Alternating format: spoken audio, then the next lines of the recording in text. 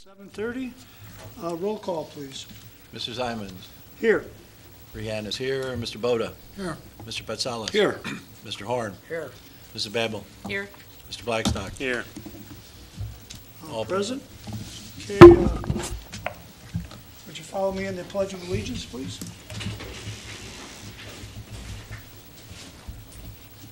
I pledge allegiance to the flag of the United States of America and to the republic for which it stands, one nation, under God, indivisible, with liberty and justice for all.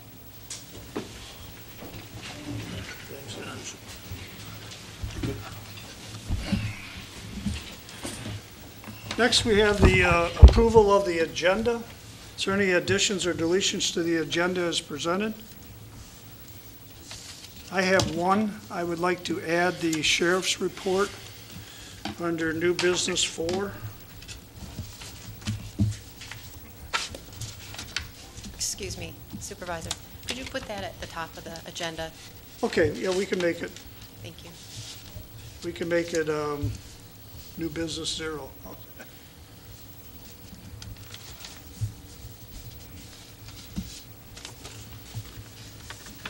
Is there any other additions or deletions to the agenda?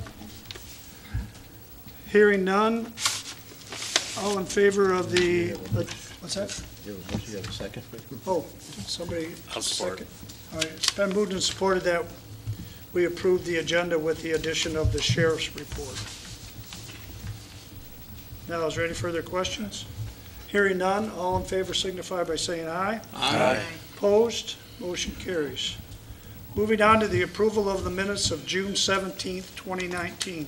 Those are in your packet.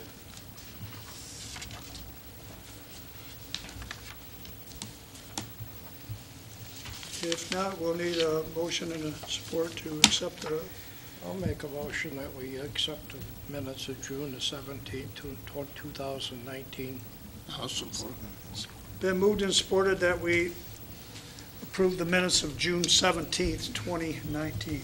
Any further questions? Hearing none, all in favor signify by saying aye. Aye. Opposed? Motion carries. Next, we have public comment. Is there anybody in the audience that would like to talk about anything that's not on the agenda? You have 3 minutes to go to the podium. Yeah.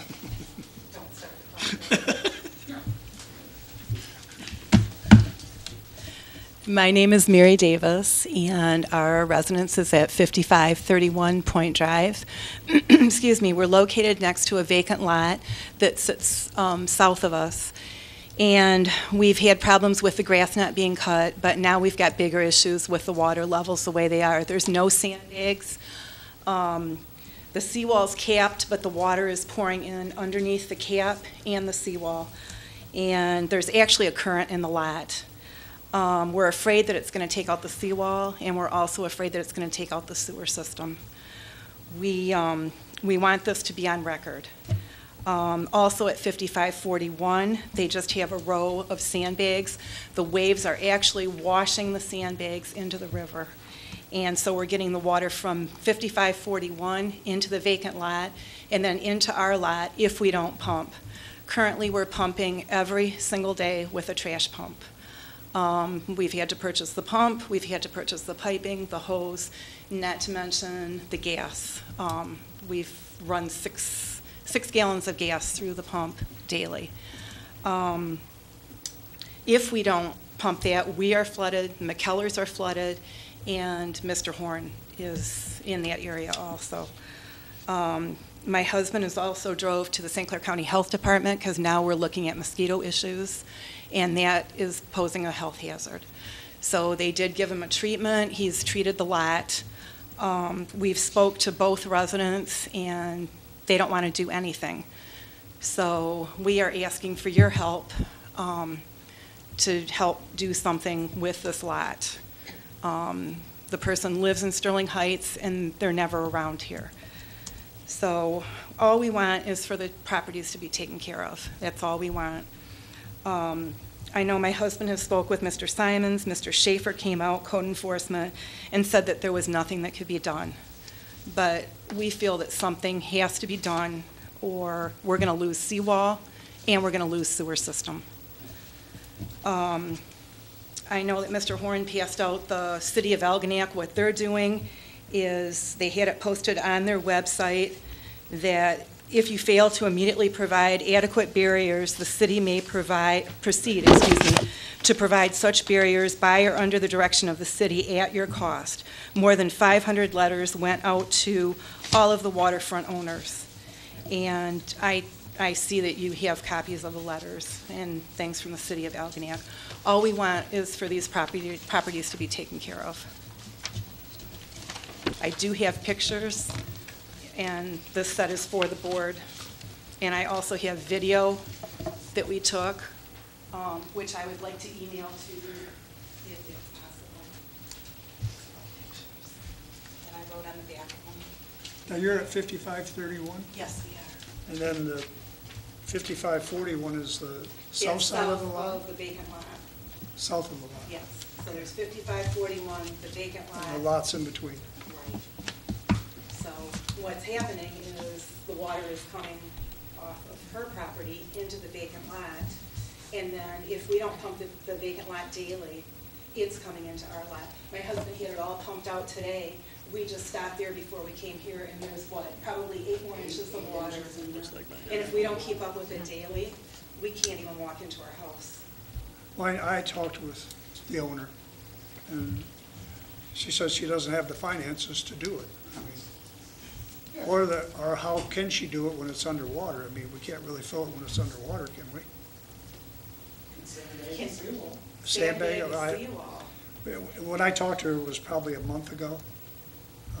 Okay, I really think it needs to be addressed, because we've got current in the lot now. So something needs to be done. We can't keep taking care of their property to save our property. Thank you very much for your time. Thank you.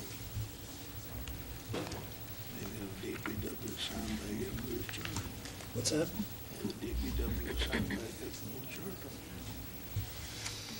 Do we have an ordinance to that effect?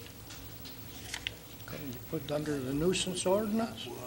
It is a nuisance. Against Yeah, God. but I don't know, we'll have our attorney look into It's that, see what against we God. can do. If we can have the DPW fill it, then we'll fill it.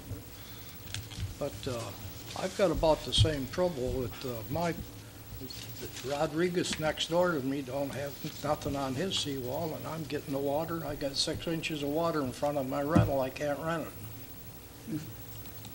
So I know the it should water is be. a problem every place. What I'd like to see. That has been an ongoing problem there We understand with the that, fill. but property owners need to take care of their property. Everybody needs to take care of their own property. We've stopped the water at our property. McKellar, With the Mr. sandbags? McKellar, Mr. Horn, we've all sandbagged, we have no water on our property, but now what's happening is these people aren't taking care of their property. The water is going to the lowest area, which is that vacant lot, and then filling up and then coming over into our property. And if we don't pump, Mr. McKellar gets flooded and it just keeps going. What I'd like to see, Larry, is have everybody put a barrier up in the sandbags behind the barrier so that everybody is the same. Nobody will get flooded there. Well, I think we're gonna have to talk to emergency management about the rules, and now you're going on That's what private people's property. That's what Algonac is going to be I think there's a doing. lot of things that have to be cleared up before we start going. Herb is down in it too. Yeah, but the issue is seawalls are not watertight. The water they're level in not. front of my home is at the grass level. My neighbors, everybody is sandbagged and water still comes in. The ground is saturated. It's actually coming up from the ground. I mean, we get a little bit of wave action, from during the day when the ships go by, but the water level is at the level of the surface of the land. It's. I'd like to be able to send you a video that we took. I see it in my yard. I've got 4 inches of water in my yard, and it starts 10 doors I down. also see it in my yard. And Same problem. it's to a point where it's coming in a seawall that's 4 inches lower than everyone else's. So they could sandbag it, but it's still gonna come in, because we've tried everything and where we're at. Is this for a lot here? We're trying to Along hold with back the- a river that's at a record high. I wrote on the back of them. Do you have the splash guard? Or- oh. Yes, we do, and so does the vacant lot. But 55 Drive 41 does not. Yeah, that's 41. So at the end of the splash guard, that's when it's the vacant lot? No, the vacant lot has a splash guard, and the water is coming in between the splash guard and the seawall. It's just pouring in. It's eroding all the soil out behind the seawall It's on the gonna- vacant lot. It's gonna end up blowing out the seawall and the sewer system. Okay. I can call her again tomorrow and, I don't know if it, Neither one of them have any intentions of doing anything. what's that? I said neither one of the parties have any intentions of doing anything. 41 did put up sandbags, but half of them ended up. Oh, I see it's right over them. Yeah.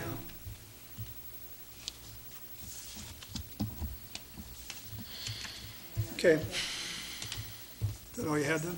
Is there anybody else that want to go to the podium, please? Hi, I'm Lori Myers at 5597 Point Drive. Welcome, neighbor. We're in the same situation. We have 10, 12 houses. We've all sandbagged. We're doing everything we can. There are currently in our neighborhood 3 unoccupied homes, 5609, 5615, and 5619. They've done nothing. There's no sandbags. Current is coming through. The river runs through it. We did all this on the weekend. We hauled 400 sandbags between 4 different properties. Our backs are broken. We're doing everything. We backfilled our break wall with stone. We've taken care of our property. The waves weren't coming over ours. We thought we had this covered. The next morning we wake up, it's coming over the neighbors, and it's all flowing down to the lowest end. I've got 2 properties to the south of me, 5601 and 5605. They're represented here, pumping 24/7. Same thing, pumping the water. We can't keep up. I do know in Algonac, if you're not sandbagging, I'm being told that the city is going in sandbagging and adding it onto their tax bill. All we're asking is for some help here. What's that? Save our property. I mean, we can only do some, we're doing Well, I everything mean, we were told by possible. emergency management to do what you had to do to protect your property. We're only as good as I our know, but lowest now neighbor. It's the other people aren't doing it, so that's That's compounding exactly your what, problem. that's exactly what, and like I said, we have a good dozen stretch of homes that are doing everything we can to protect our property. But as I said, whatever I do, if it's flowing downhill, it's not even coming to mine. The 2 to the south of me are the lowest ones, but when their pumps can't keep up anymore, like you said, I can't walk off my deck, I can't walk off my porch. We've got some neighbors that can't leave their home without ankle waders, Right. Harson Island tennis shoes. Well, I think we're gonna have to find out what we can do. Do you have anything from emergency management, Cindy? Well, I do believe that this was passed out to each member of the board. Is it Yeah, up Mr. there? Horn presented this to the But board. what we did is, we attached to it our ordinance, which allows for a local state of emergency, which could be declared by the supervisor under certain conditions. So you would have to convene your emergency preparedness committee, and the committee would have to recommend that. Okay, so we'll have to activate that committee then? Correct. Okay. We can do that, if that'll help you. Thank you. Something's got to be done. Because Right. like I said, if we're doing everything possible, everything we're told to do, we've been on the Army Corps of Engineers website, we've done everything we can possibly do. And I want to say thank you for providing us with additional sandbags, because I know that was an issue for a while. Well, it's still an issue, and it's on our agenda to talk about tonight, so. Well, I appreciate the ones you provided thus far. Well, we'll provide all we can, and then even if we don't get them provided to us, we're probably gonna have to buy them and pass that cost along to the people. But if we buy in volume, it should be cheap. There you go. We saw them do it. They what now? We saw D&E filling up. Yeah, we know. Big dump truck and a big trailer. Thank you. They're going with a flatbed trailer down the road and popping them like ice cream. Yeah, Come on. I know it. We've stopped Sorry, that. I'm annoyed. But we'll have that in our Could discussion. we move that sand in the park? I'm getting complaints about the mosquitoes out there. That's for something else, that sand over there. That's on the agenda too. Okay. The supervisor, We saw a woman who had been 85 Yes. on Saturday morning. My heart was broken. I mean, we were hauling her sandbags for her. I don't know where she lives other than, Right. And that's our problem. We have a lot of elderly along there. like you say, we have homes that nobody's there or they're vacant. They may be elderly and they can't do it. And I understand that, but some of these people just refuse to do it. Right. And there was one home, I believe it was 5615, that they had a renter in the home, and the renter told them that they couldn't get around the house. They moved out because of the high water level. The owner is aware of this. They're not doing anything. Okay. 5541's comment was, what's the point? Did you get all those numbers, Bob? And I have to do, I can, 5609, in that defense, that is a homeowner that literally just moved out today, it's flipping, somebody else is coming in. I can understand her not going, she's 80, maybe-ish, but I can understand her not doing anything. But the other ones, like I said, they're just sitting there empty and nobody's doing anything about it. And one of them has the current. You can see the current flow right through it. It's here. And I do have video and pictures, I wasn't as organized as her and brought them, but I can email them to you. But we could see the current. Well, I think we have to come up with a plan, and if that's our, on that, my name's Dan Waller. you want to go up if you want. So I'm unsure, I'm not a hydraulic engineer as far as what's going on around there, but certainly part of the problem. So I've looked over the last month as things have gotten progressively worse and questioned the township about raising my property, and the comment is to get a civil engineer to come out and do a survey and proposed as is and build it to that spec. And the comment that's made is it can't be done at the detriment to the neighbors, which I can understand and respect. And then I look around at houses that were built in the last 2 years, and I see a 1.5-foot retaining wall, 5623, that evidently no one seems to be aware about when I ask about it. Well, we didn't know it was there. So then I say, well, maybe I got a Freedom of Information Act, that elevation plan, and take a look at, what was engineered and authorized. And the comment is, and maybe one of you can answer this for me, that's if the building inspector at the time required it, but according to code, it seems to be required. It doesn't seem to be optional or at the whims of the building inspector. Is that true? Can any of you comment on that? We have a new building inspector now. But the code is written that it's required, right? So it's not at the druthers of... We're not building inspectors, we don't know the code. Sure. Verbatim. And neither do I. Just a layman reading it, it certainly seems to be not at the whim of whoever happens to be sitting, and that's why there's laws and standards applied to things, right? So I look at this... Part of the grading plan is it specifically states a grading plan prepared by a registered engineer or licensed surveyor. A grading plan is not required if the building official confirms no grade change will occur. We're talking a foot and a half. Okay. Yeah, I know where you're talking. We have photos of that also. And that's, so when the water comes over that seawall, it's not staying in that yard. It's not. That guy's having picnics, and I'm a little jealous, to be honest with you. But, it's coming, it's not going back in the river until I'm pumping it. And it's coming through those 3 neighbors' house, and it's just not helping anything. And when I'm told that I'm going to face an uphill battle to not do anything to the detriment of my neighbors, I find myself on the losing end of that right now. Just asking that everything's fair. Take the water that comes over your seawall. It's all coming to light now because the water's up. And it's only a problem now, right? I'm not out to come into anyone's yard and tell them how to live their life, but I mean, now it's your problem is my problem. I think we're going to look at a plan that'll fit, we'll have to try to address everybody and not just your case or your cases. Sure. It'll have to be something. It's all across the board. It's everybody, like I said, everybody is doing what they can, but there's people that aren't. And like you said, whether we have a new building inspector or the old building inspector. Right. Should be. I fully agree with that, and I come. If the building inspector approved this, then that's back on the township, I'm sorry. And that's, in my opinion, all due respect, that's where the responsibility lies. It's not with that guy who put the seawall or the retaining wall up. And it's not with this building inspector or anything else. Right. I mean, that code's there to be applied. And uniformly, right? That's why it's written. It's not so me and Mr. Simons are buddies, so I get retaining wall or anything of that nature. I am not aware of any retaining wall there. I don't go on the properties and look at it. I understand that. You know, our building inspector will be able to go, our code enforcer will be able to go and look at it. But we can do that at 5623, right? I do too. So, again, I'm not a hydraulic engineer, I'm not a surveyor, nor am I a building inspector. It And I looks stood down wholly there and inappropriate to any reasonable human being Pass it around. along the water. It looks completely and totally inappropriate. Everybody should be helping each other, and they're not doing it.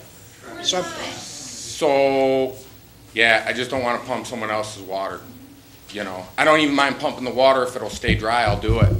I'll spend the money, I'll spend the time. I can't do it, I can't keep up with it. I mean, I'm draining all those houses, I'm draining mine too. And that water coming over this guy's seawall with the retaining wall, it's not staying in his yard.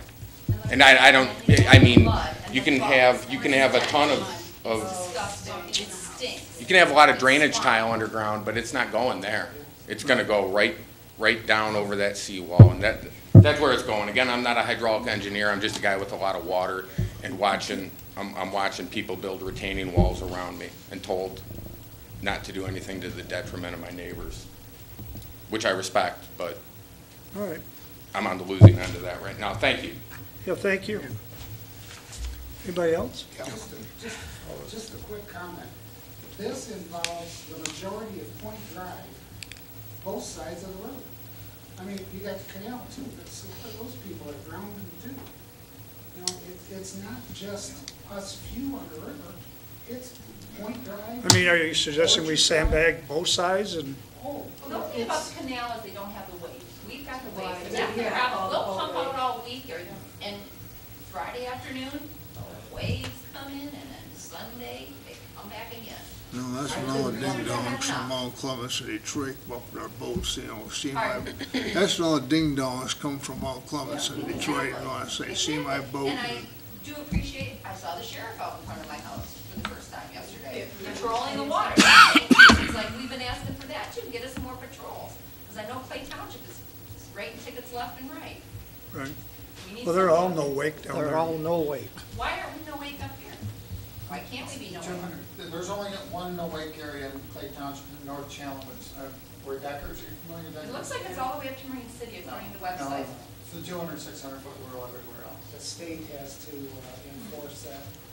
But they could slow them It's down. just- And a lot of the cruises you're talking about aren't even in American waters, they're in I Canada. realize So, that. Well, no, some of them are right on. I've had the big cruisers on the Canadian side, and it's those swells right over my splash guard. That doesn't apply to the Canadian side, huh? If we No, do a Canada no wake on has this no- side, They it do doesn't. hang in tight on Sunday when they're heading down, they hang in tight to the American shore. Yeah, I seen Canada one. doesn't have a wake 25 wall. years, we see it all the time. So we are gonna put some eyes on this retaining wall? Just a Yeah, we'll question. get somebody to look at it, yeah. Canada doesn't have a wake wall. That's part of the problem. They don't have, so they all go over there.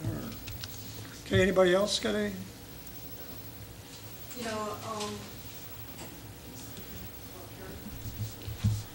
we did have community service people come in. I would think that might be an option, again, you know, to have them come in. If there's people that can't do some of the sandbagging, maybe they can show some kind of proof to the township that the community service sandbags that were filled could go, you know, to that property, or that lot that they're speaking of has been an issue for a long, long time. That's been ongoing. We live on Point Drive. We've been pumping. All our neighbors' water comes towards us. We rearranged the sandbags on Saturday. We put 3 plugs in the drains going to the river on Saturday. Anything and everything. Our neighbors have to put their boots on to get to their boat because their dock is underwater. It's an issue for everybody that's along in there. And maybe doing some of the sandbags, maybe we can get some of the people back, you know, to fill sandbags for people that can't do it. Well, we did do the community service, we did that. Yeah, the one weekend, and but it's- anybody could take those bags that weekend. I'm saying maybe there's people that can't do it, that maybe those bags should go to, you know, somebody that proves that they don't have the help, or, we hired, you know, people to do ours. you know, because I can't do it. You know, it's just maybe another option for Okay. some of the residents. Well, that option of that is, you know, then we have to find some way to transport them and place them and all that. So, I mean, it's a big thing. As you guys know, it's a lot of work. You guys have been doing a lot of work. So. All right, well, we'll see what we can do about activating that committee and see if we have to declare an emergency. We'll. Anybody else have any input here on the board? No, I'm pumping mine too, from the neighbors. You're all doing it. I mean, it's not just you, it's everybody, I mean. Mr. Simons, do you have any, like, school groups that would be willing to come in and help? Like, I work for the city of the school district in Albion, and like our robotics team all got together over the weekend and helped all the people in Clay and that couldn't, in the city of Albion, that couldn't do their own bags. So I just wondered if possibly in this area There could be groups, I don't know who's out there, Boy Scouts or Girl Scouts, or, I don't know. But it takes a lot of organizing to fill these sandbags. You just can't have all these people come. You gotta have shovels, you gotta have the bags, you gotta have the sand, you gotta have supervision. It's not just you know, but it'd be nice if we could that's why these companies are jumping on it and charging people. I mean, because they got the manpower, they got the supervision. They get the free sand, the free days. Yeah, I know, we've stopped it. We're trying to limit it to 100 bags at a time per residence, I mean, because it just got out of control. Yeah. We got companies that come in and help themselves to the sandbags. They fill them all, that's our sandbags, but they take them. We were told by a DNR officer that there's actually a device with PVC pipes that the townships have made that front end loader goes in, dumps in this piece, like an automatic fill thing. He said it's pretty. I suggested that to the St. Clair County Board of Commissioners when this water started coming up. I said, why don't the county go and buy 2 of these? Which just what you're talking, they're bins and they're like a knife switch at the bottom. You pull it out, fill the bag. It didn't go any farther with them, but does it warrant the township to have one? I don't know. So we should go to the county with that request perhaps? Well, I requested it from them. I suggested that maybe emergency management could get that. I mean, they got bleachers that they lend out to everybody, all the municipalities. It'd be something, but I don't know how expensive that is. No, it isn't easy. We've done it a number of times, Phil. Most of our problem recently has been the Bell River. You know, when the ice goes out, it backs up and the people get flooded there. So it's not the magnitude that we got right now with the St. Clair River. It's just a temporary thing so we didn't need that many sandbags. We've kept, you know, like less than 10,000 on hand in storage here at the township, but they're all gone now, so. Okay, anybody else got anything? I heard Clay Township ordered 150,000 sandbags. I don't know, I haven't. All right, moving on to the consent agenda. We have C1, April and May 2019 building permit report. C2 is the June 2019 Park Commission minutes.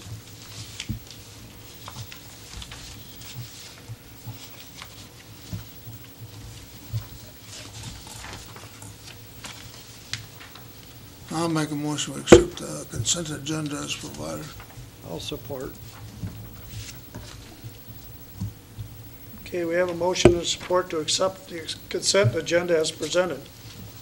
Any further questions? Hearing none, all in favor signify by saying aye. Aye. Opposed? Motion carries. Moving on to disbursements, we have invoices for $32,611.54. We got accounts payable at $81,676.57. We have payroll direct deposit of $30,952.44. And we have EFT payments of $38,905.81 for a total disbursement of $184,146.33. I'll make a motion, we pay the bills, excuse me, in the amount of $184,146.33. I'll support. We have a motion and we have a support to pay the bills in the total of $184,146.33. Any further discussion? Hearing none, roll call, please. Mr. Simons? Yes. Mr. Fran votes yes. Mr. Boda? Yes. Mr. Horn? Yes. Mr. Patsalos? Yes. Mrs. Babel? Yes. Mr. Blackstock? Yes. All yes. Motion carries, we pay the bills. Next, moving on to new business 0, Sheriff's Report. You have a copy of it in front of you. Good evening. I'm Matt Paulson, excuse me, on behalf of the Sheriff's Office. Again, your stats are very, very stable. There's a little bit of uptick in the property damage crashes, but that's not unusual for June, July, and August. By far are the busiest months for us. More people are out moving around, and it tends to, the calls for service are the higher in those months. I also sent out in the packet a couple of crashes. I was going to take just a few minutes to review the crash unit. One of the benefits that the relationship between the Sheriff's Office and the contracted townships that we have is we're able to send officers to advanced training. The crash reconstruction investigations have gotten really technical in the last 6 or 7 years. Was that included? Cindy, was that able to get to the? Yeah, we have. I think there are Okay. 2 reports. I was just going to start with, there was 2 of them. There was no, the crash unit was not used in East China Township during 2018, which is a good thing. That means you didn't have serious crashes. But there were 2 that were next door in China Township. And I was just going to take a few minutes to go through them and just to give you an idea on what's involved in some of these. The first one was the one at King and St. Clair Highway. It was on August 13th. It involved a passenger car and a semi-truck gravel hauler. The actual police report is 83 pages long. I didn't obviously make copies of that. But just to give you an idea of the involvement from our office, records people, detectives, crash investigators. It also included some drone photography and advanced computer analysis, and I think there's a few photos in your packets that show the drone photography, which is relatively new within the last year.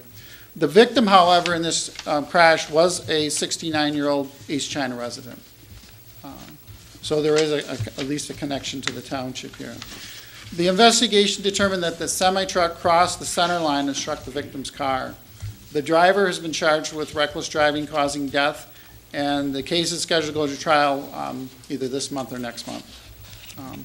Hours were spent examining both vehicles, including the truck's towing, air, and recording system. Some of the technology used in this case includes, I said, drone photography. There's a Pix4D software, which the drone actually measures the distance now.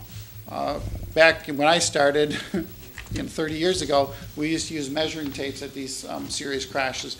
What they can tell from measurement, when they look at how much damage there is to a car, they can make speed determinations based on algorithms. But the technology advanced so much that they went from tape measures to lasers. They were using lasers for about 10 years, similar to what the surveyors use. And in the last couple of years, between the software and the drone technology, they can actually do the measurements a lot quicker. So if it's out on a highway, they don't have to close the road down for nearly as long, and they get the drone up, and they're able to take all the measurements using software. Just amazing technology. The cost, again, we couldn't do this if we didn't have the partnerships with the townships. By being as large as we are, we can send somebody to a week school and still cover the shifts that have to be covered on a daily basis. So that's one of the benefits of working together collaboratively with the different townships in the county, is being able to send officers to this advanced training so that we can have the skills available for when these cases do go to trial. We have the information that's needed for the prosecutor to make a decision. The second crash was August 23rd of 2018. This was a 2-vehicle crash as well. 2:30 in the afternoon. It involved a passenger vehicle and a motorcycle. The car was northbound on Starville Road and pulled in front of the motorcycle. The driver of the motorcycle died at a local hospital. The investigation determined that the car pulled out in front of the motorcycle. The driver was charged with moving violation causing death and pled guilty on March 26th. And that driver is currently in jail. Some of the resource, again, used in this investigation, the drone photography, the mapping software. Detectives were called in for interviews. There was some cell phone analysis, headlight bulb analysis by the Michigan State Police to determine whether or not the motorcycle headlight was on or not, which it was. EDR, which is a computer analysis of the vehicles. A lot of the modern cars have all types of recording stuff all the time as far as speed goes, how many RPMs it's going, hundreds of data points these cars are recording at any time. And when we have a crash, we use that to determine, who's at fault in the crash. The analysis of this onboard computer showed the suspect's vehicle at a speed of 49 miles per hour at the stop. So she didn't even slow down. She was going 49 through the stop sign. Just an overall analysis on the crash investigation for 2018. They were involved in 35 investigations. 14 of them were fatalities, 16 of them were non-fatalities. They did assist 5 out-of-county. Some of the rural counties like Sanilac and Huron, they don't have this type of investigation, and they rely sometimes on us if they have a fatal crash. So we did assist them on 5 investigations.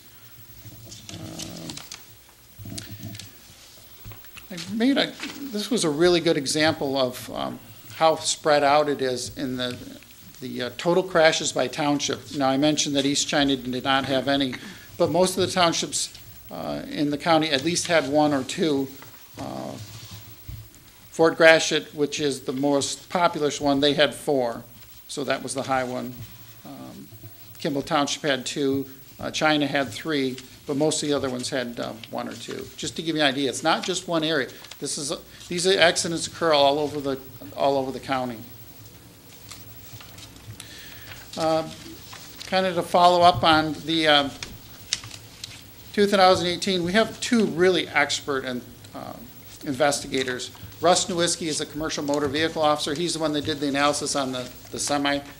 That accident investigation for the truck alone probably took a day. If you realize how big a gravel hauler is, all the technical things they had to look at. One of the things that I kind of learned as I was reading through the report in preparation for the meeting tonight is they have air-assisted lifts that go down, that anchor the gravel train, those posts that come down that you used to have to crank down. They're all air-fed now. Well, there's a safety system on them so that if the air stopped, like if an airline broke on the semi, those automatically go up. So that way the driver couldn't claim, the supports came down and that's why I crashed the truck. So the deputy spent the whole time making sure that all these systems worked, and they did actually work. They actually made them go down, pulled the airline off the truck, the things immediately went up. So just a little aside, and I didn't realize how technical they got involved in this, but a whole day investigation just on the truck alone at the tow yard. And some of the big changes, I mentioned the software is relatively new. We have 3 unmanned aerial drones that are used by the crash team. And we have a couple of deputies that have a certificate of waiver from the FAA for flight operations. So just kind of shows you all the different types of training and certifications you have to get in order to get this equipment working. But when it does work, you can see some of those drone photographs, just amazing pictures. Very helpful when you go to court. When somebody tries to claim, I stopped and then I went forward. The juries want to see pictures, they want to be able to see what happened. So the drone photography has been very helpful along with the mapping software.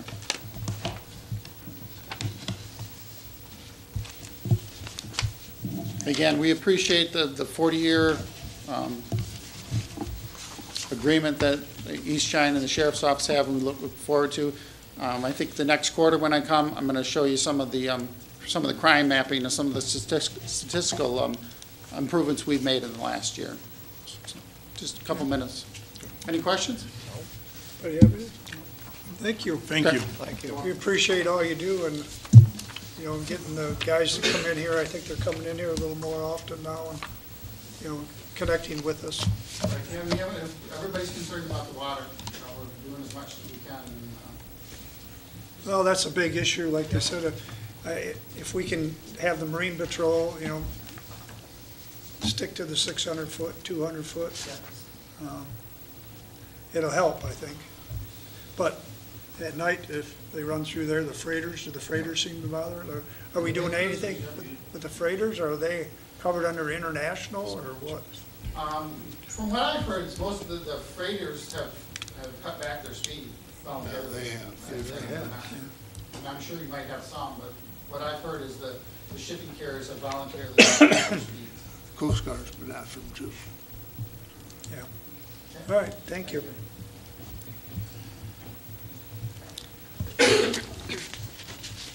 Okay, moving on to direct purchase of equipment for Meisner Road Pumping Station rehabilitation. That's under new business item 1. What we have there, we have our DPW supervisor. Maybe he can explain what we did there, or would you like me to explain it, Blaine? Okay. We authorized to have the grouting done on a section of the sewer. Correct me if I'm wrong on some of this, but we went in and did it. We had a limit. The people were in there grouting it. They found, almost twice as much as. Could I get a point of order? Which? I'm looking. New I'm on business the one. pumps. Excuse me, I'm doing wrong. Well, this is the direct purchase for Right. the pumps for the lift Yes. station on Meisner. Oh, excuse me. I'm going on the one down below. This is, we authorized our engineers to PCE to prepare the bidding documents to rebuild the lift station on Meisner Road. Our engineers are asking us if we would direct purchase the pumps and associated equipment that has a large lead time. It may speed up our project. Some of these things, I think, what did they say, Blaine, 6-8 weeks? Lead time to get these materials, get these pumps, and they're in high demand. I think we were assured from the engineer, if we buy these and we decide something happens that we don't do the project, that there'll be no problem getting rid of them. Isn't that what he assured us, Cindy? Right, chances are there wouldn't be any restocking fees, that these would be moved out very quickly off of their shelf, so they would not charge restocking fee. And this is a project we have to do anyways because of the Meisner Road Bridge is going down next year to be resurfaced, and our sewer line right now remains on the side of it. And we've been asked by the county road commission that has to come off there. So we're going to have to do a directional bore underneath the Bell River. And at that time, we're going to rebuild that lift station because it's actually too low. And when we get the flooding on Bell River, we have to sandbag our lift station to keep the water from going in it. So we've applied for some grants for another one, but they're not coming in time. So we're just going to do the one right now. But that's what I'm asking the board to do this, purchase this equipment. I think perhaps something else we ought to tell residents right here. Although Meisner Road's gonna be shut down because of the bridge, the Edison, China Township, East China, and the county have agreed to go and pave Rico Road. So you don't have to go all the way down to Marine City to get around it or up and around it. You can take Rico Road across, so. Because it could be a lengthy outage on that bridge. I mean, they say 3 months, but, you know, delays and delays and delays, it turns into 6 months. But we're hoping for 3. There's a lot of chatter at the sandbag lot. So that's what I'm asking the board. It's in your packet what we want to purchase.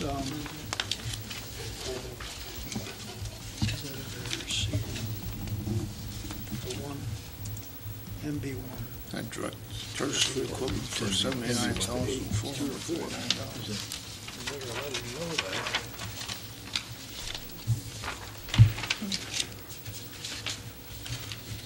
So,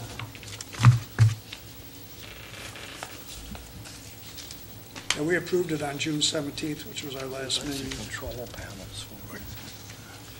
We would like to approve the direct purchase of the equipment on Kennedy Industries quote 0025440 in the amount of $79,479, which when we bid this out, we'll be able to tell the contractors that we have the pumps and we purchased them, at our cost, so there won't be a markup too on the pumps in the bid, so.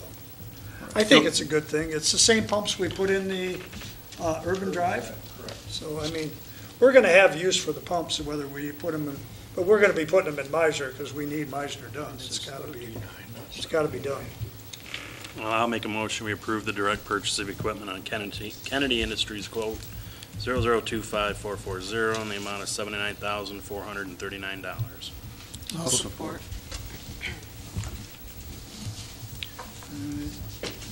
We have a motion and we have a support to purchase the pumps in the sum of $79,439 for the Meisner Road lift station. Is there any more questions? Everybody understands what we're doing? Roll call, please. Mrs. Babel? Yes. Mr. Blackstock? Yes. Free hands vote yes. Mr. Simons? Yes. Mr. Boda? Yes. Mr. Patsalos? Yes. Mr. Horn? Yes. All yes. Motion carries, we purchase the pumps. All right, moving on to sandbags. Sand and sandbag discussion. I had this put on the agenda for the very reasons that you people are here. I mean, we've been getting the sandbags from the county, even though we're out right now, but they assured me there's 40,000 more coming. And I was told by the emergency manager that there would be no cost for these bags at this time. They just got this 40,000 from the Army Corps of Engineers. I don't know what's going to happen. Mr. Horn said that Clay Township bought 150,000. I'm thinking they probably purchased those. Different municipalities are charging right now 20 cents a bag. We haven't charged anybody. We've used roughly 12,600 bags we've given out. We've bought 5 loads of sand at $300 a load. I'm asking the board, do we want to continue doing this? How do you want to do this? I think We're using taxpayers' money. I mean, I know you all live on the river. Some of our taxpayers don't. But we've agreed right now to buy the sand. Do we want to continue to doing that? That's my question. I do. Shouldn't be stopped. Should be kept going. Okay. Well, that works twofold too, Larry, because your sewer line is not too far Correct. from that seawall. And if And they I'm not don't take begrudging. care I of them think it's a great seawalls- deal. I mean, we tried organizing the community workers and all this other stuff, but evidently we haven't done enough. But I think it's getting worse every day. The water's still coming up. They've assured us, I think, at emergency management that it was supposed to peak the first week in July. Is that what we? As of the last time that we met, Oh, about it a was week and a up half again ago. today. Yeah, that was, This is the first week in July. right. Are there other avenues that we should be looking at to reimburse us for this? FEMA, whatever? Yeah, I don't know if we can, well, we were told if you have damages or anything, like anybody in the township has damages of that, we want to get a record of it and find out if there's a cause. I don't know if we can get low-interest loans, or maybe Cindy can speak more on that. So the way that this works for this particular instance, if we keep track of our expenditures, if a state of emergency is declared and there's FEMA funding available, it would be reimbursed and distributed accordingly. So we would just be keeping track in the hopes that it may be at one time reimbursable. So if they don't claim it a disaster, then we wouldn't get that money Correct. back. There would be no funding available. We can, sure. Cindy is our coordinator for emergency management for the township, and she attends the meetings with the Corps of Engineers and emergency management. But it, Self-private insurance, you got flood insurance, which you can go to. Well, and at that time as well, the FEMA money would be available to individual property owners. They'd have to follow the proper guidelines. But again, that's all hinging on the FEMA declaring the state of emergency and appropriating funds.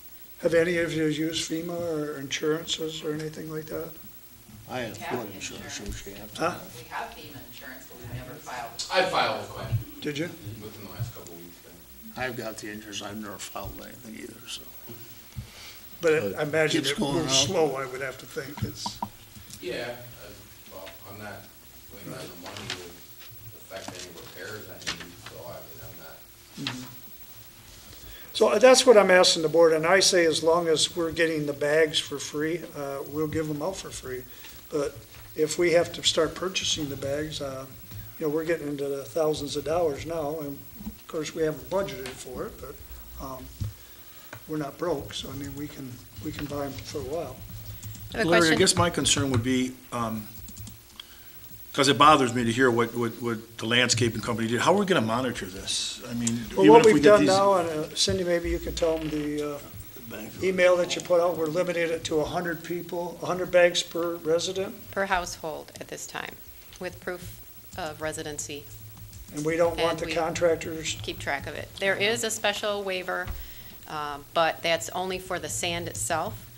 And if a resident needs the bags, they will have to acquire those. They cannot send a contractor in to get the bags. Right, you have to come in and show your ID, I think you guys did. Contractors come, a lot disappear. Yeah, they come Yeah, we up put there. out 2,000 bags one night, and what was there left the next morning? Free bags, free sand, and charge $2.60 a bag. Yeah, but don't you think these contractors are just going to get their neighbors? We were trying to do it on an honor system, but So, They're just going to get the bag. might Oh, I, excuse me. might I suggest this might be a good time to convene and activate the committee? The committee could handle these kinds of issues. The committee could declare a local state of emergency, identify specific streets that would qualify, and it would implore the residents to do it. And if they don't, then it would be borne as a fee to them. So, in effect, you would be helping those that need the help and forcing those that won't to do it. I don't think you want residents living, you know, outside off of the water to come in and get bags, which is, I think, what you're alluding to. The committee would also set up a process for people to provide information to the township also, rather than coming to board meetings, that there's a more formal process. So any information that you want to provide to the committee, that would be the best way to go. I was told this morning in the township hall to come to the board meeting. Well, no, that's fine to express a concern because you weren't aware of this committee. But once that is set up, then it doesn't mean you have to come to the, they would establish a process for people to come and provide information. Okay, so it wouldn't have to come to the board meeting. You could, just like you come into the township hall for other purposes. So do we have to make a motion, Cindy, to reactivate our emergency management committee? You would do that, yes. And your committee consists of, I'm pulling it up here, I think you have the definition attached to this. yeah, we got the definition. I don't see who's, township only supervisor, township building official, Correct. and other individuals that's chosen.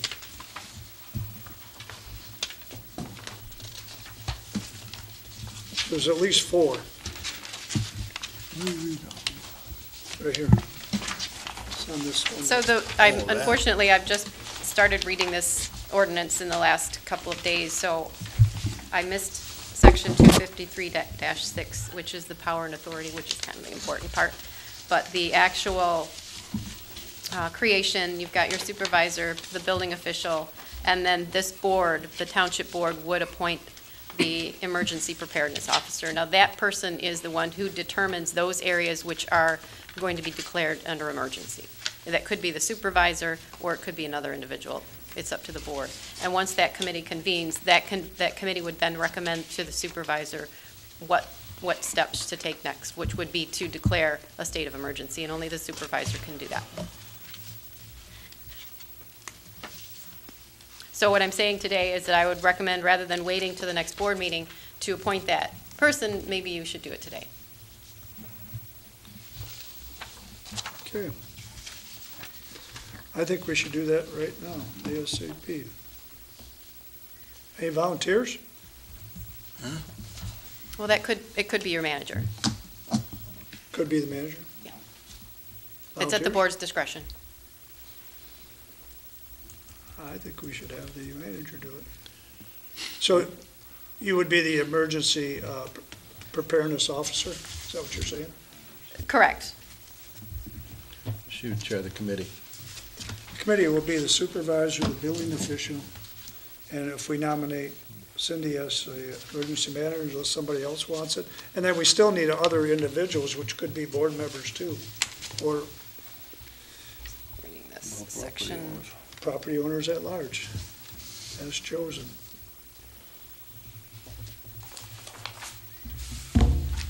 So does anybody want to make a motion to appoint somebody as the emergency preparedness officer? Well, shouldn't we make a motion first to reactivate our emergency committee? And then once we activate the committee, then Okay, the we can person do in that. charge? Yep. I'm not sure if it's required, you can certainly do that, but your ordinance, it is It's hereto there, okay. in existence. Correct. You are just appointing that officer, and that officer will then follow out throughout the That's it. definition of what their responsibilities and roles are. Okay.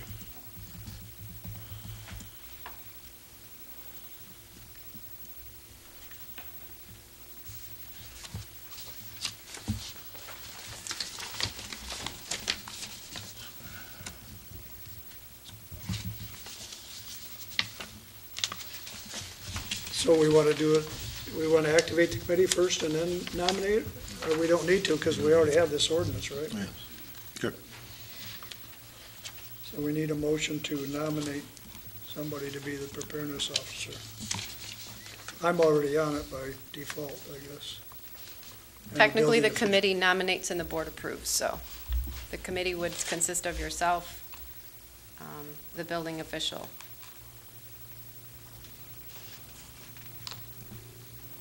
And the existing, again, it's an ordinance, they're not easily read through. Yeah.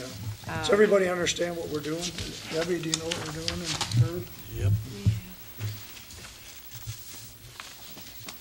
So then basically the supervisor has to make the nomination then, because it's not a building official here, and we don't have an emergency preparedness, so Correct. if you're already on the committee, you have to make the nomination. For the preparedness? Yes. and then Oh, we okay, would- well, then I'll make a motion that we appoint the township manager, Cynthia Paparelli, as an emergency preparedness officer. I'll support. It's been moved and supported that we appoint Cindy Paparelli as the emergency preparedness officer. Is there any questions or concerns? Hearing none, all in favor signify by saying aye. Aye. Opposed? Motion carries. Now when do we choose the other individuals? Those, Jeff over the township building officials tomorrow. it must consist of at least 4 total. So we have myself, we have the building official, and we have you. Now we need, You need 4. does another board member want to be on it, or Or a resident. whatever? Any residents want to belong to the committee? I'll do it. What's that? I'll do it. Beautiful. Good. Thank you. Just what we need. So you'll have to What- nominate. So Mr. Moller, you'll have to nominate. Waiting for one of you guys. Mr. What's, Moller? what's Dan your, Moeller. Dan Mullen? I'll make a motion to appoint Mr. Mulder to the emergency preparedness committee. How do you spell M-O-L? MOELL.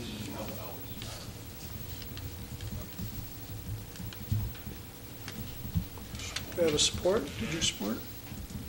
I'll support. Debbie supported. Motion is to appoint Mr. Moeller to be the other individual chosen to the committee. Thank you. What's your further? Who made the motion? Mr. Bowden made the motion, supported by Ms. Battle. Any further discussion? Hearing none, all in favor signify by saying aye. Aye. Opposed? Motion carries. So maybe Welcome we- aboard. Dan, what's your address? 5605 Point Drive.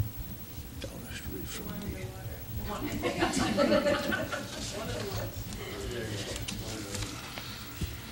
I It's 5425. Okay, we got that, and now I still haven't got the full, well, we'll get the direction on the sandbags. We just gonna continue what we're doing? Do we need a motion to do that, Cindy, or should we? Well, the committee has to convene. Committee And- first, and then Right. we'll go from there. Just tell the board still wants sandbags and stuff. So we don't know at this point whether or not we are getting sandbags for free. That is Well- correct. As of 5:45, 6:15, when I was hoping for an answer back, I haven't gotten that yet. Oh, you text or email? Yeah, we're waiting to hear from the county to see when this 40,000 bags are coming in, and then we're gonna send somebody up there to get some more. So I guess with the sandbags, the action we're asking, to determine if the township shall continue to purchase and provide sandbags for the residents. I would say as long as we'll buy the sand and the bags are free, as long as that continues, I think we Keep the could. bags here. Huh? Keep the bags here. Yeah, we have the bags here, and we have 100, like Cindy said, we've limited to 100 per resident. I mean, But the bags will be kept in the home. the bags will be here at the township hall. We're not doing no more of the on your honor system down there because they just disappear. They could be going, who knows where. They probably are going, who knows where. That way we have them for our residents. So do you want to make a motion to that effect, Don, or that we continue to do that? Yeah. So we have it in writing? Is that what we're I'll looking for? make a motion that we continue to keep the sandbags here at the township hall for the residents and continue to get some sand delivered. Okay. Until, and then we'll reevaluate it at a Yeah. later date? Reevaluate it, say in a month. Okay. I'll support that motion. Okay, we have a motion and a second that the township will continue to purchase the bags and the sand for the residents, and then we'll reevaluate it in a month. Does everybody understand? Is there any questions? If not, all in favor signify by saying aye. Aye. Opposed? Motion carries. I lost my sheet.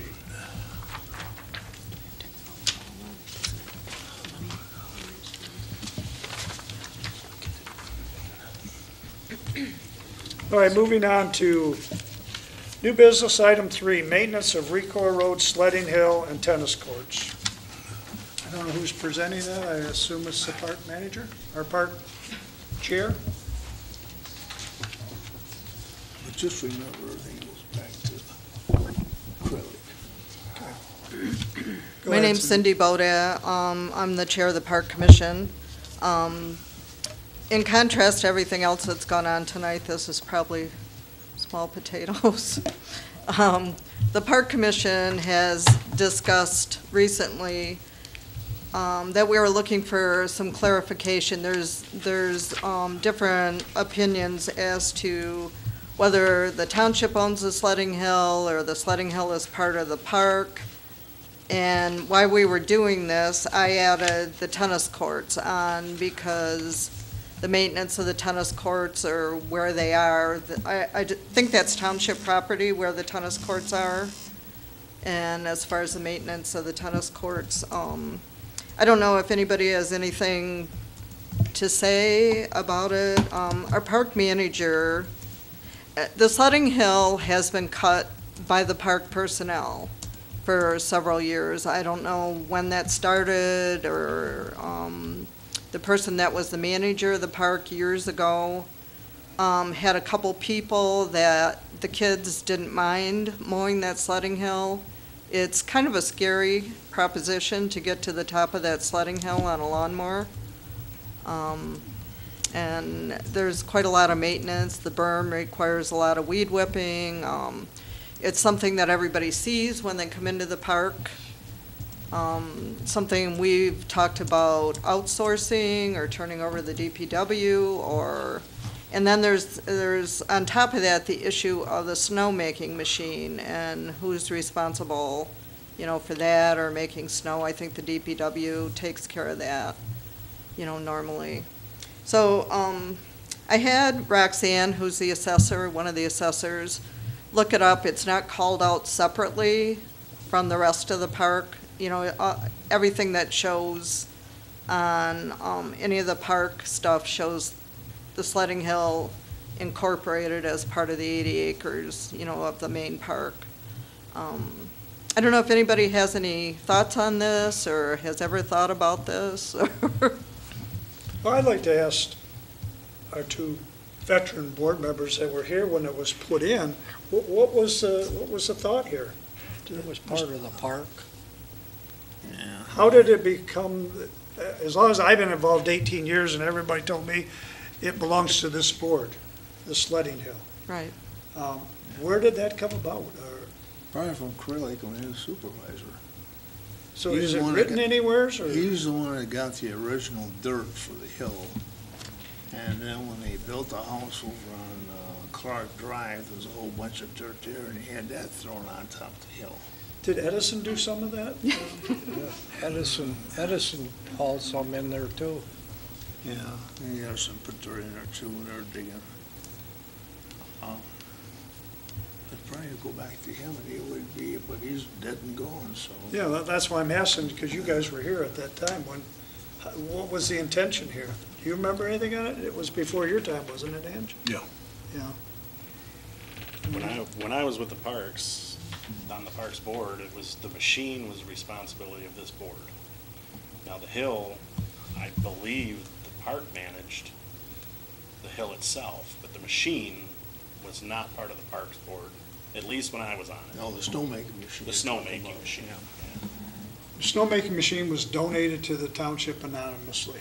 And since I've been here, and my predecessor and his predecessor has paid the DPW to operate the snow machine when weather conditions are desirable, which a couple times that I've done it, we paid overtime and overtime and overtime and made snow and made snow and made snow, and then it turns 50 degrees and it all goes down the hill. I mean, so what we've been doing lately is if we get a large snowfall and we can maintain the snow a little bit, we tried that, but just running the snow, we have no way, it's hard to move it around, and we have to have somebody present all while that thing is running. Is that correct, Blaine, safety-wise? Yes. Yeah. So it's a big deal. And the prime time to make snow is 2, 3 o'clock in the morning, and you can't make it at 7, you know, when the guys are coming in, so that's when it's the coldest.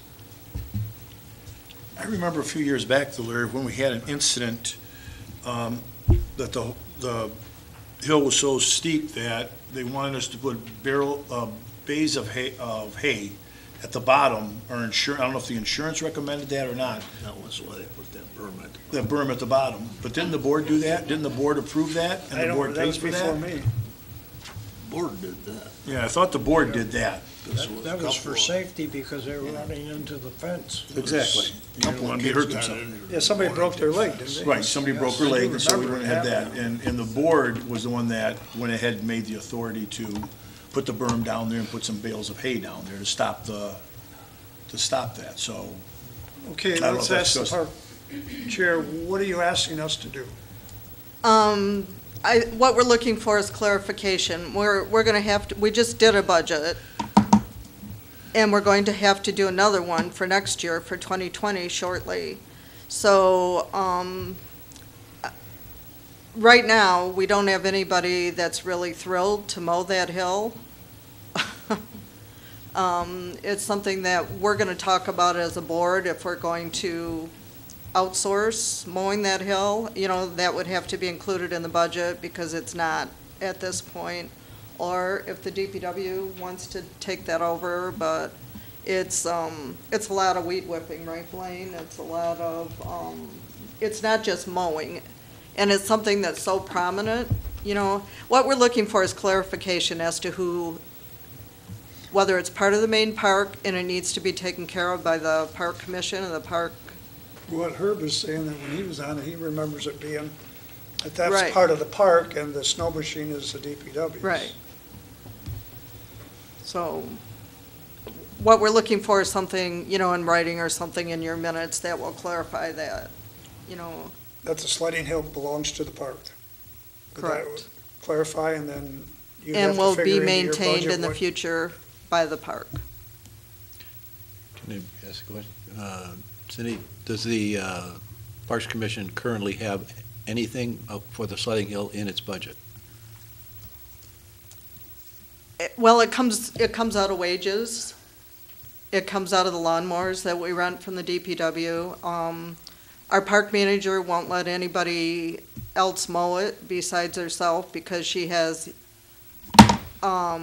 people that aren't that familiar, that she's trained to mow in the park, but don't have the experience to get on the top of the hill and, mow it, so she does it herself.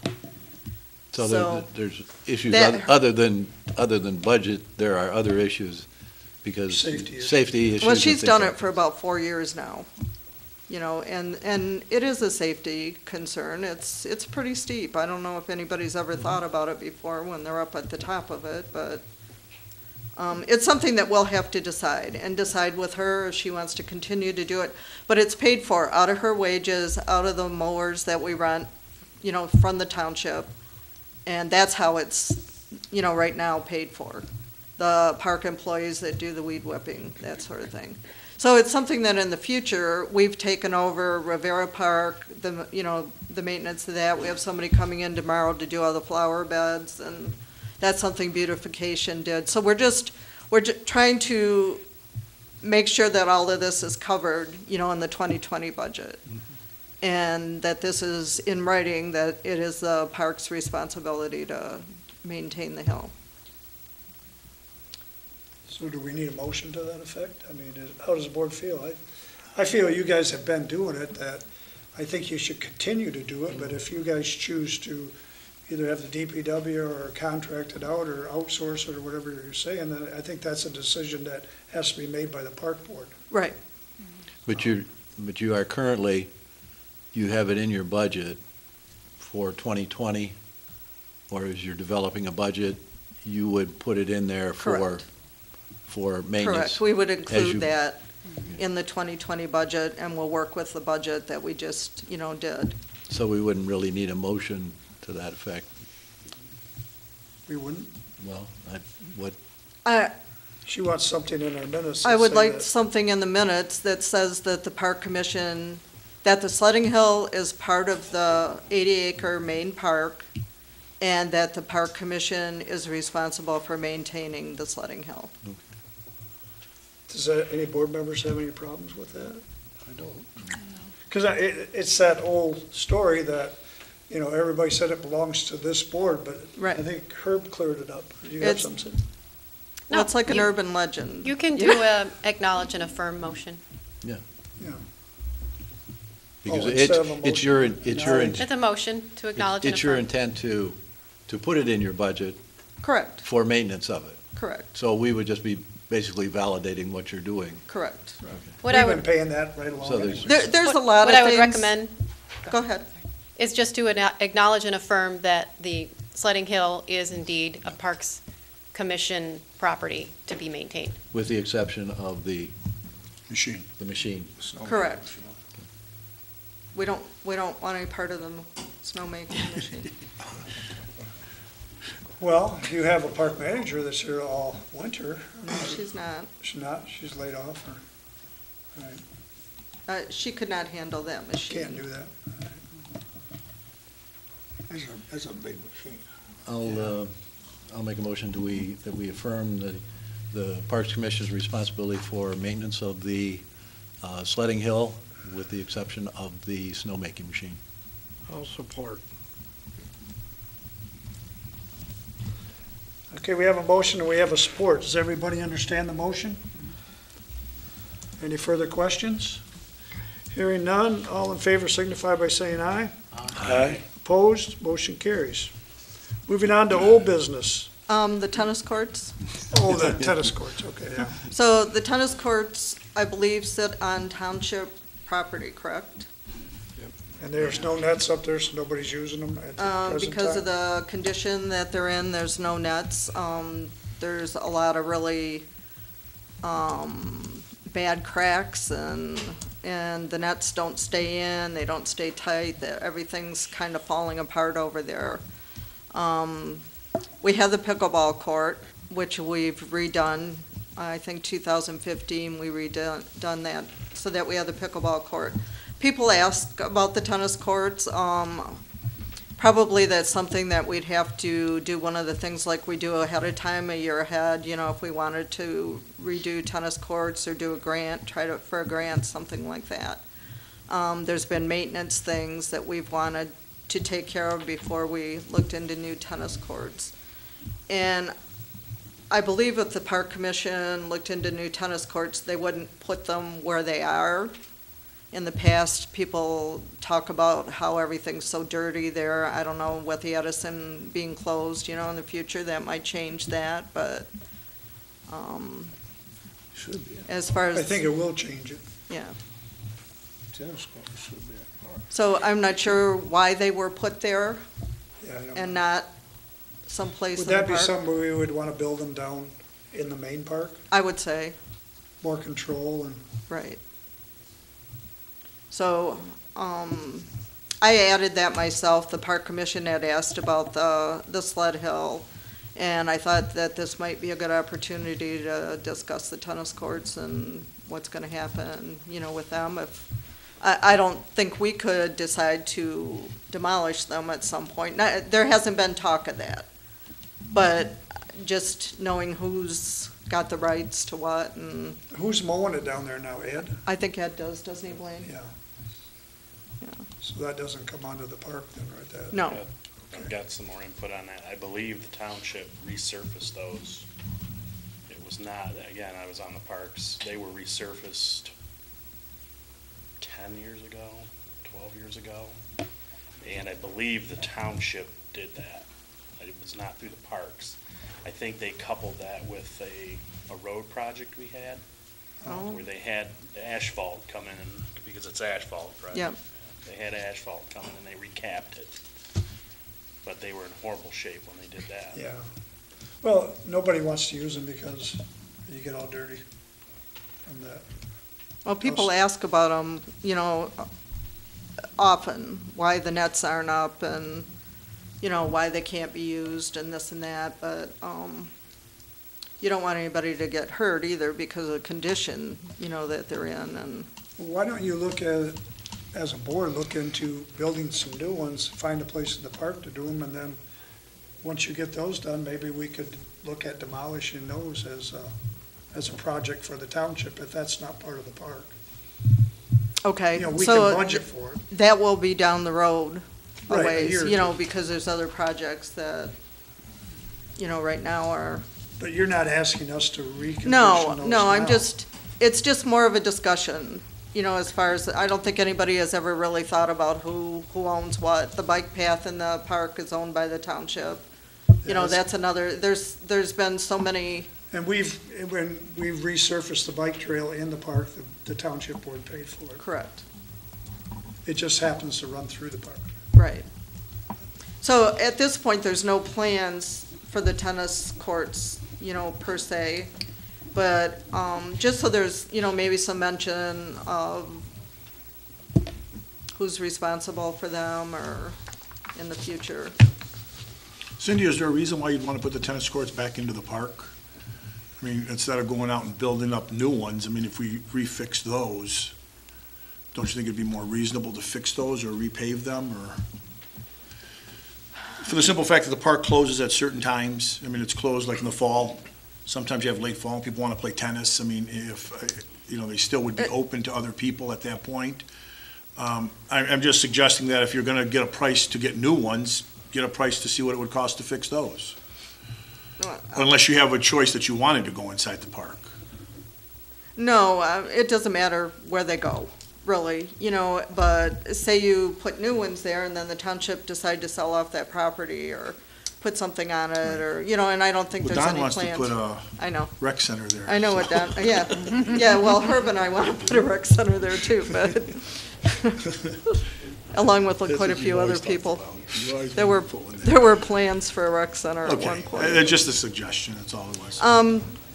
And it may change as far as the dirtiness of those tennis courts. I've heard the balls are black from the Edison dust, Right. and, you know, a lot of different things through the years. And, Okay. and that's not something that we have to make a decision on tonight, So I but. think in 2022, that they should be taking these coal Right. piles down to zero, I Right. would think. So that is a consideration, you know, And they and won't whether be they were to moving be stuff left there or around, not so it left shouldn't there. be the So, cost. I think before we make a major investment, we should wait until 2022. You know, I mean, it's, Unless she goes into the park. well, Like one there's, in the park there's, there. I don't know, are the tennis courts in St. Clair, are those open to the public? and they just did a big grant on those too, the foundation. Right. didn't they? So, Redid so there are brand-new tennis And Marine courts in City's St. got a Clair, whole and there's bunch. tennis courts in Marine City. We have the pickleball court, Right. which we plan to maintain. There's a few things they need to come back under the main, the warranty on that. And, you know, just a few things that weren't clear as to who was maintaining or taking care of what, so the sled hill was the big thing. So just so there's in the minutes a discussion about the tennis courts and, but the sled hill was the main thing that we wanted to establish. Does anybody have any other questions? 2 weeks ago, I talked about the volleyball sand. There is still volleyball sand sitting there. It hasn't been dry enough to put that sand into the new volleyball court. I hear in the next week or two, weather permitting, that the volleyball sand will go where it belongs. It's not for sandbags. Yeah, let's make that statement. We don't want people filling sandbags with that sand that's in the park. It's pretty expensive sand. The other sand is expensive, but the volleyball sand is, it might not even hold the water back. We're not sure. So, I don't, does the board have any other questions with anything related No, to I've the had park? nothing or but good comments about the park and how it looks, and It's been tough this year. yeah, with all the rain, it's, Our park manager is very proud of the way she keeps up that park, and she has not been able to mow it the way she likes. What? Yeah, so Herb said something about the last time that was recapped was they had a road that they were doing. I think so. I and could be. They're gonna repave Recore. Yes, but Something we could look into. I'd have, For yeah, 29 but King Road. I think they did that almost as a favor. I could be wrong. We They, could- they had, that's a they good had, point. We could ask. yeah, I think they had a lot of extra asphalt at the time. I could be wrong. This is a long time ago. But I know it was recapped and I thought it was during a road project. If we could do something like that, or if the township, you know, Herb said the township did it the last time, people do ask about using it. And the Alright. park manager does not like to put the nets up because of the condition that it's in. We used to, but, I know it's in bad shape. The base that's underneath it, I don't think is intact. It probably has to be. I mean, when it was resurfaced, they had cracks that were almost 4 inches wide that they had to fill. If you asphalt So over it that, was- it's just gonna crack again. Yeah, just what it's done. Apparently, I haven't looked Right. at it, but it's probably the same cracks that have opened back up. Okay. so we don't need to spend any more time on it, but maybe if you're gonna do something like that, but when you do a new one, you'd have to tear that out, put a new base down, and it's Yeah, and pretty then you have to put all the expensive fences up and all that stuff. I mean, it's a Exactly, lot. the It's more than fence is in just the bad shape. asphalt and the net. So that would be something to discuss, you know, if we did get that opportunity to go ahead and do that. But the sled hill was the main issue. Okay, so you got your answer for that? We're all Yes, set? right, Okay. it's in the minutes. Thank you.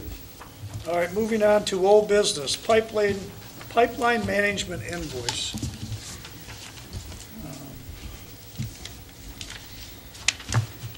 We approved in the May 15th board meeting, we approved with pipeline management to approve the grouting of Point Drive sewer lines with a value not to exceed $10,875. Why they were there, the estimate was based upon a previous camera work of the sewer and the cost provided for grouting 35 joints. Actual number of joints repaired was 78. Manhole grouting was also underestimated. Total cost had been submitted for payment of $16,575. So we went over about $6,000 and a few dollars. We authorized that at the time Blaine was down there, I think it was a Friday, they worked all day Friday on it. Maybe you residents have noticed that the ditches on the west side of Point Drive are holding water now. They weren't holding it before because it was running right down into our sewers. That's where the water was going. I went down there and looked at it, Blaine showed me, they had actually pushed the grout, they grout this from the inside. The grout cures in 8 seconds. So they pushed it up and it actually, some of it came up in the ditch. It's floating there in the ditch before it hardened in that 8 seconds.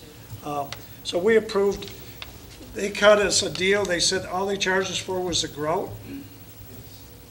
And to me, to have them come back and do another 35 joints, it made more sense to have them do it right while they were there. And that was one of our biggest part of our leaks was that section. So we talked it over, we agreed that we should do that, and I let them do it. So I'm just bringing that back to the board. I know we said not to exceed, but what do? We can't wait 2 weeks later and then have them come back, and then it costs the township a lot more money. I mean, it was a money decision that we made, so. Larry, can I ask, who did the camera work on this? Was it our engineers? No. The camera work was from Michigan Pipe Inspection. Michigan Pipe? Yes. So they're the ones that came in and told us that we need 35 joints? Yes, correct? I reviewed their footage and just counted the joints that we saw leaking at that time. Okay, so now they're coming back, I mean, after they inspected and says it's 35, now they're coming back and saying there's 78? Isn't that their responsibility? What we based the estimate on was the joints that we saw leaking. Once they went through, the grout guys went through there, they pressure test every joint. Every joint. To see if it will pass or fail the pressure test. Okay. And if it doesn't fail, then they grout it. Shouldn't they do that before they give us an estimate on 35? Shouldn't they do the pressure Well, testing? they can't pressure We would test have them to with pay the them to camera. come out and No, pressure test it. that's a whole other process. Yeah, Michigan Pipe Inspection does not do pressure testing, they just video the pipe. We would have to pay pipeline management company to come out and pressure test each joint and then give us a quote on that. I think in the future, I would ask them to quote worst-case scenario every joint, that it's gonna take X amount of gallons. That's a good idea. That would give us a worst-case cost for future projects. Would it be better if we even didn't do the cameraing and just went through and did the joints? That area's already all been cambered as part of our annual project. And when that cameraing goes through, that just picks up the big leaks that are dripping into the sewer? Okay. And the joints are seeping around Yes. they're like a bell joint. Yeah, They some seep of the around there. joints, there's just enough pressure on them that they don't leak. Once they do the pressure test, they can see that there is a leak there. There's more than. Or if it was cambered during dry weather, you don't see those leaks. Okay. And I do have before and after videos from this project. Oh, I believe you, it just, when But the they come out ditches and give had us. no water in them, and when they got through, it had rained, and the ditches filled right up. Okay. All right. The total cost that you're proposing is $16,575 for, the original was $10,000, and you're getting double for only an additional $6,000? Essentially, yes. So, and it needs to be done. Yes, I was on site for all of the grouting of the sewer mains and the manhole, and everything is looking wonderful. And that's just how many feet we did? That was 500? approximately 300 feet of main and one manhole. Yeah. Out of 35 miles within the township. So you see how expensive all this stuff is to fix these pipes? It's like astronomical. And in reference to that, that's why we're raising the water and sewer rates, because right now, we're just raising them enough to maintain where we're at right now, but we're gonna probably have to look at it again through our asset management in the next couple of years to start setting money aside to do these things. This stuff is expensive, and our infrastructure is so old. I mean, we have water lines that are, what, 65? 1945 is our oldest water main. Yeah, that we're still using today. So, I think if you take the quotation side by side with the invoice, you can see that there's no increased cost in mobilization or the cleaning, and it's really just, and those would be re-incurred That'd be had a we bit told them more to stop. cost. Yeah. They would come back, and those would be incurred on a second visit. I'd make a motion to approve the payment of pipeline management for an invoice 2019-076 in the amount of $16,575. It's been moved and supported that we pay the additional cost. So it's not 16,575, it would be approximately five. Yeah, the Yes, increase would only be difference. Okay. 6,200, I think. But we would 300. have, we actually approved the payment of 16,000. Correct. Okay. Okay. Roll call. All right, we have a motion and support. Is there any further discussion? Who supported that? Mr. Horn. Boda? Or Mr. Boda. Thank you. And there's no further questions. A roll call, please. Mr. Simons? Yes. Freehands votes yes. Mr. Boda? Yes. Ms. Babel? Yes. Mr. Blackstock? Yes. Mr. Patsalas? Yes. Mr. Horn? Yes. All yes. Motion carries. And we'll try not to have that in the future, but we haven't done a lot of this grouting with this company.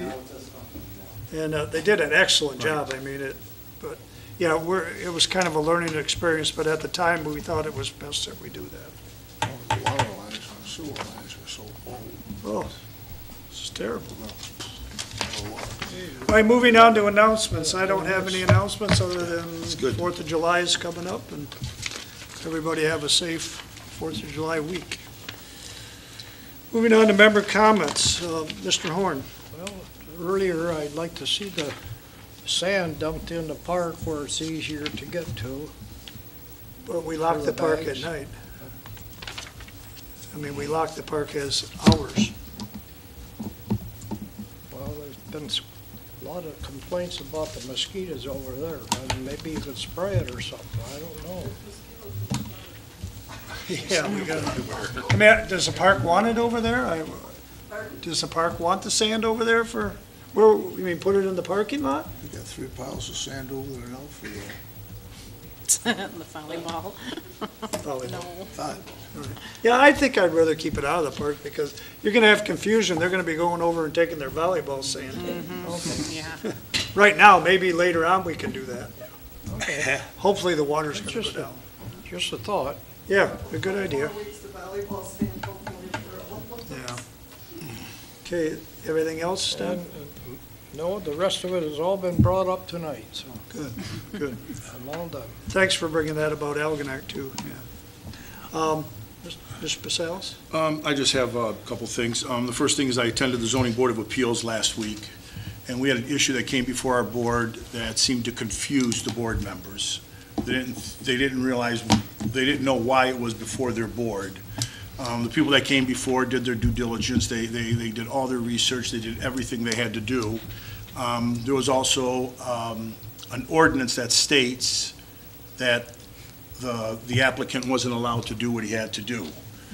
There was also a conversation between the zoning board member or members with Cindy and yourself. So they couldn't understand why it came before them. It was denied. I didn't talk to him. Well, they, About this, I okay, didn't well, talk they had said that there was a conversation between Cindy and yourself. Again, I'm just reporting what the board Okay. wanted me to come back. They wanted me to report back to the board. And, again, for the reason that they feel that they had to do, the recipients did their due diligence and were denied, when we have an ordinance that denied that, the zoning board of appeals would like to refund the money back to the people that applied. But when we have an ordinance and it's denied, the procedure is to go to the zoning board of appeals. Planning commission, did it come to the planning commission, Herb? Not that I'm aware of. What is the planning commission? You have to have a site plan. What are you going to bring to the planning commission? What would the planning commission want? They would typically have a site plan. And how But much the- is a site plan? $1,300. But the issue, and I wasn't at the later conversation, but the issue was is that I don't know who these people had talked to in the office, but typically they would go to our zoning administrator. And it was very cut and dry that it was a non-conforming use and that it Correct. cannot be expanded. Correct. Hence, it should have been denied at that point. Now, if it was denied at the office level, then they have the ability to go to the ZBA, but I don't Right. know if they But it wasn't selected denied that at the route. office level, is what they're saying. I Because at think we the, can ask, well, at the end of the meeting, our chairman, Art, gave the people the ordinance. This is the ordinance, and he handed it to them. They left. Me and Herb were talking over here. Then they came storming back in and said, listen, if you have this ordinance and you knew this ordinance, why did you not make us aware of this at the time we come to apply? Why are you presenting with this to me now? Because if we had this ordinance, we wouldn't have paid the money to come before the Zoning Board of Appeals. That's what Art Peters was asking me. This is who they talked to. So was I have the township here manager. the letter that was presented to them explaining that, and I can read it verbatim if you want. It does reference the ordinance that they are being denied against in the letter. Okay. And it's suggesting that they could decide to ask to be heard before the ZBA for a variance of that ordinance. Were they denied? Did you deny them at the time when they came to you and asked you? Did you deny them? That is what this letter, it's not a specific denial. It is an interpretation of the ordinance that they're asking for. So in lieu of the lack of an ordinance that would, and in their case, address putting a food truck in this township, there was no ordinance in place. So what we referenced was a use variance. And that's what was suggested, that they ask for that variance. Okay. Again, I'm just bringing back what the Zoning Board of And it was Appeals brought wanted. to our attention from why it ended up in the ZBA. It came from our township planner to take it to the ZBA. That's where it should have been. Right, there were several emails, and if you'd like, I can share those. Again, I'm just bringing back what I was the board representative on Right. that Zoning Board of Yep. Appeals. Art wanted me to bring it back to the board and ask the board how they felt about it. Their recommendation was to refund it back, and it was pretty much unanimous. So again, I'm just bringing back what they wanted, and, we can do whatever we want to do, but it's my job to bring it back to this board. That's why I sit on that board. I don't have a horse in the race. I'm just bringing back the information. Well, our application is very clear that this isn't a request to be heard, and it could be denied, and that there is a fee associated with that. That's fine. If you could just relay that on to please Art and let him know what it is, and we go from there. We could do that. I mean, Well, it's in the application. I guess I could forward that along, but they would have read the application that the applicant submitted. All of the board members would have seen that. No, okay. I mean, your board can do what they want to do, can't they, as a zoning board of appeal? You unanimously voted to deny them? It was a unanimous vote, yes, because of the ordinance, like Herb said, it was pretty straightforward. It's a non-conforming, and you cannot expand on a non-conforming property. And that's what they were told, that in the ordinance, They correct? claim, okay, again, they claim, when they came back in, they said they had no idea about it, and Art gave them the ordinance at that time. And when they came back, they said, if you knew of this ordinance, so again, I don't know where, Yeah, I know. I'm just relaying what I heard. Yeah, I know. I And don't maybe know. there's some confusion about what ordinance that they were being asked to be heard under.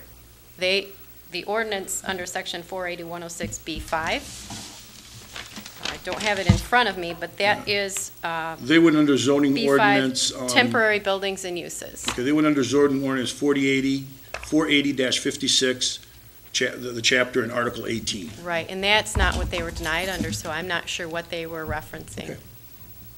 The letter clearly states what they would be asking for to be heard on appeal Okay. for.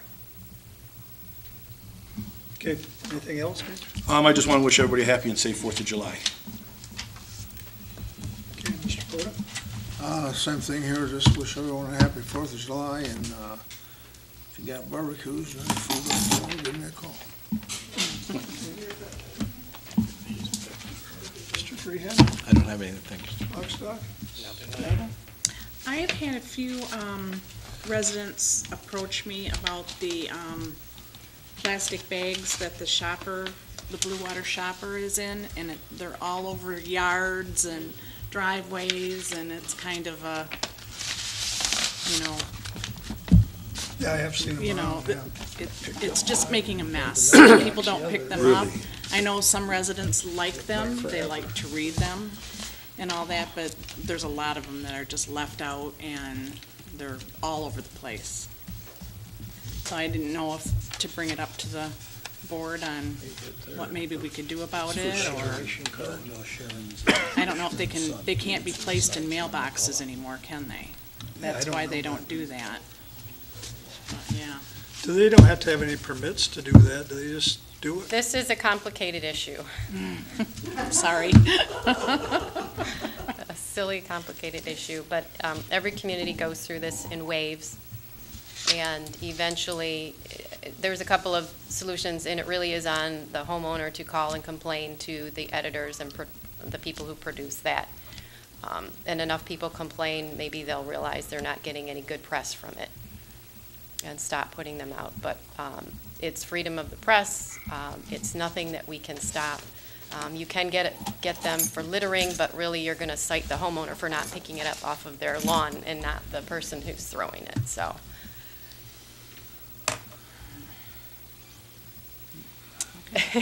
Well, we'll try. There you go. I don't know, maybe we can call them and suggest something. I don't know. We can't do anything as a township. Okay. Yeah. Individual homeowners have a little more power to complain directly. Okay. Stop throwing it on my yard. That's it. Okay. Well, I'd also like to have everybody have a happy 4th of July, and I'd just like to comment on the park. Cindy mentioned the pickleball courts. I didn't attend it, but last Thursday they had the pickleball club from St. Clair had 60-some people there playing pickleball during the day. So it is getting used, and they use it on the weekends and they use it during the week. So we are getting some of the senior people into the park too. The park's not just for kids, it's for. We have a lot of senior people that walk and. Yeah. And they all rave about it, and and they help pay for the wind screens that were put up there. They donated the wind screens. Yeah. They paid for the wind screens. Right. So, I mean, it's working together, and like you guys with the sandbags, we'll see if we can help you out with that. And Mr. Horn said we should all be working together, and we are on some things, and some things we're not. So, with that, I don't have a lot more to say. So I guess a motion to adjourn would be in order. I'll make a motion to adjourn at 9:13 by a township clock. I'll support. It's been moved and supported that we adjourn at 9:13. Is there any further discussion? Hearing none, all in favor signify by saying aye. Aye. Opposed? Motion carries. We are adjourned. Thank you.